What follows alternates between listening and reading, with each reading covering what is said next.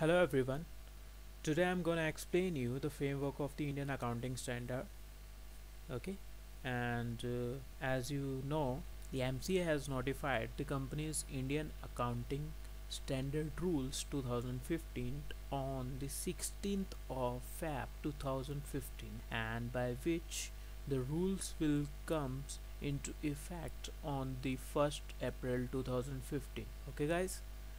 According to these rules, the companies and their auditors shall comply with the Ind AS, means the Indian Accounting Standards. The voluntary compliance with the Ind AS, any company may comply with the Ind AS for the accounting period beginning from the 1st of April 2015 with comparatives for the period ending on the 31st of March 2015.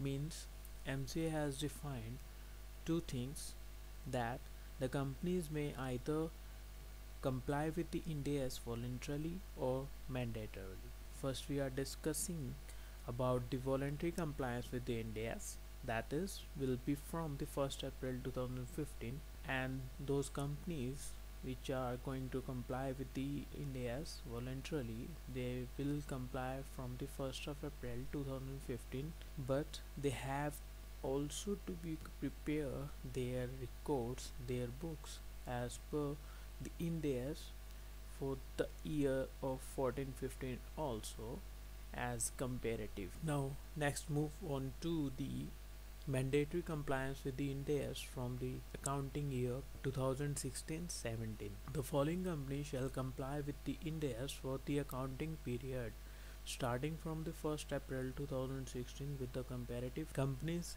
having a net worth of rupees 500 crore or more, whether listed or in the process of listing or unlisted on any stock exchange in India or outside India, means any company who's having a net worth of rupees 500 crore or more have to comply mandatorily with the Indian accounting standard from the 2016-17, and also that company has to prepare their accounting books for the comparative year also, that is on the 31st of March 2016 also. Okay, and the holding subsidiaries, joint venture or the associate company of the companies covered under the first bullet point, means the company who are the holding company, who are the subsidiary company, who are the joint venture company or the associate company of the company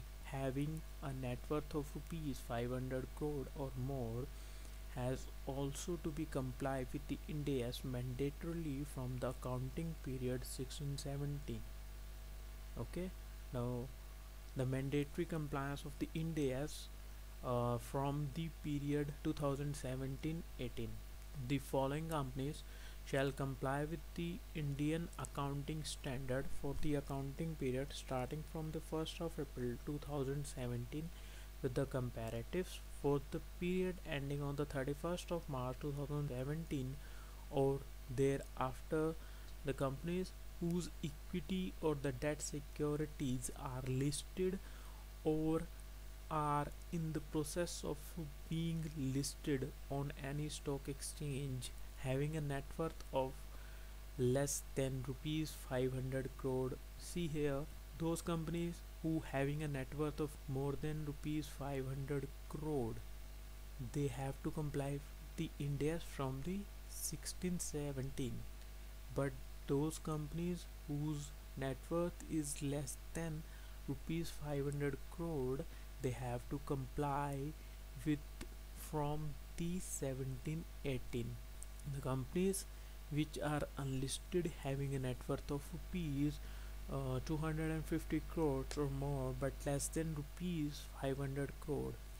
Earlier in 16-17, MC has covered those companies only which have a net worth of rupees 500 crore or more. From the 17-18, the company also will be covered here whose net worth is rupees 250 crore or more but less than rupees 500 crore. Okay guys, holding companies subsidiary companies, joint venture companies, or the associate companies of the companies covered under the first two bullet points are also required to be mandatorily comply with the Ind AS from the 1718. Okay, now how to calculate the net worth of the company. The net worth of the company shall be calculated in accordance with the standalone financial statements as on the 31st of March 2014. The first audited financial statements for the accounting period which ends after that date, means the companies which are not in existence on the 31st of March 2014 and they have got their first audited financial statement after the 31st of March 2014, then that date will vote the compliance of the Ind AS. Now the net worth as per the clause 57 of the section 2 of the Companies Act 2013, the net worth will be calculated as follow. We will add up the paid up capital plus the reserve created out of the profits plus the securities premium account minus accumulated losses minus deferred expenditure minus miscellaneous expenses not written off. This calculation will does not include reserves created out of the revaluation of the assets, write back of the depreciation and the amalgamation.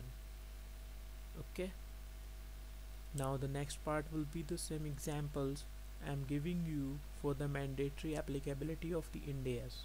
See, the first one is there is a company, Pep-Up Skills Limited, who is listed, or we assuming that Pep-Up Skill is in the process of listing or is a listed company, having a net worth of rupees 740 crores, that is more than rupees 500 crore.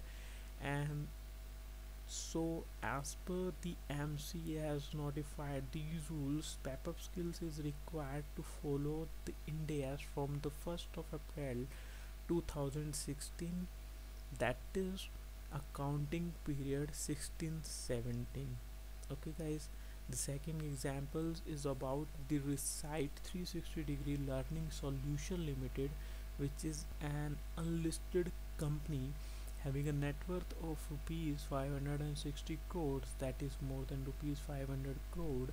Recite 360 Degree Learning Solution Limited is required to follow the Ind AS from the 1st of April 2016, that is the accounting period will be the 1617.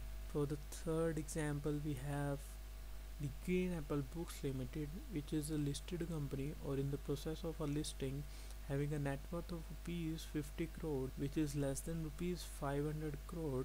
So the Green Apple Books Limited is required to follow the Ind AS from the 1st of April 2017, that is the accounting period 1718. The Pep-Up Skills Private Limited, which is an unlisted company having a net worth of rupees 370 crores, that is more than rupees 250 crore but less than rupees 500 crore. The Pep-Up Skills Private Limited is required to follow the Ind AS from the 1st of April 2017, that is accounting period 1718. Here are the fixed examples about the Altus Limited, which meets the requirements of the applicability for the first time at the end of the accounting year. Example, we'll take meets the requirement on the 31st of March 2017, that is the accounting period 1617, then the Altus Limited is required to comply with the Ind AS from the immediate next accounting year. Now example, Ind AS is to be applied from the 1st of April 2017, that is accounting period 1718. Now we'll check about the applicability of the Ind AS on the consolidated financial statements. If once the Ind AS is required to be complied for the standalone financial statements, then it is also required to be complied for the consolidated financial statements. Second one is the overseas subsidiary, joint venture, associate, or the other similar entities of the Indian company may prepare its standalone financial statements in accordance with the requirements of the specific jurisdiction. We'll take an example of the Infosys. Like if the Infosys have an overseas subsidiary in USA, then that USA subsidiary of the Infosys can prepare its standalone financial statement in accordance with the requirement of the specific jurisdiction. But provided Indian company, that is Infosys, comply with the Ind AS while preparing the consolidated financial statement, either voluntary or mandatory as applicable to it.